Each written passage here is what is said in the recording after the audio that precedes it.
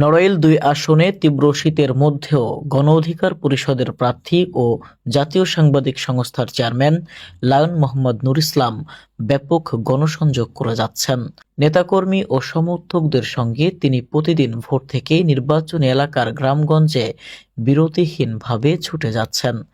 এরই ধারাবাহিকতায় গতকাল সকাল থেকে সন্ধ্যা অবধি নড়াইলের লোহাগড়া উপজেলার নলদী ইউনিয়নের ভোটারদের কাছে ছুটে যান ট্রাক প্রতীকের প্রার্থী লায়ন মোহাম্মদ নুর ইসলাম। গণসংযোগকালে ভোটারদের দোয়া ও সমর্থন চান তিনি।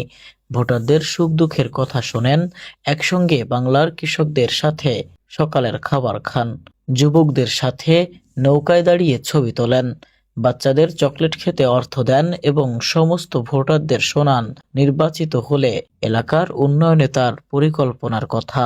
গণ অধিকার পরিষদের প্রার্থী লায়ন মোহাম্মদ নুর ইসলাম গণমাধ্যমকে বলেন, আমি নির্বাচিত হলে নড়াইল ২ আসনের সড়ক, সেতু উন্নয়ন সহ নদী ভাঙন কবলিত এলাকার সমস্যা সমাধানে, স্থায়ী বাঁধ নির্মাণ সহ ভাঙন প্রতিরোধে সর্বোচ্চ চেষ্টা করব।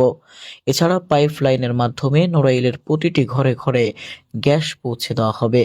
এদিন গণসংযোগে উপস্থিত ছিলেন নড়াইল জেলা গণ অধিকার পরিষদের সাংগঠনিক সম্পাদক মোহাম্মদ টিপু শেখ, নড়াইল জেলা যুব অধিকার পরিষদের সাধারণ সম্পাদক তাহাজ্জুদ খান, লোহাগড়া যুব অধিকার পরিষদের সভাপতি সৌরভ হোসেন মোল্লা, তৌহিদুল ইসলাম সহ বিভিন্ন ইউনিটের নেতাকর্মীরা।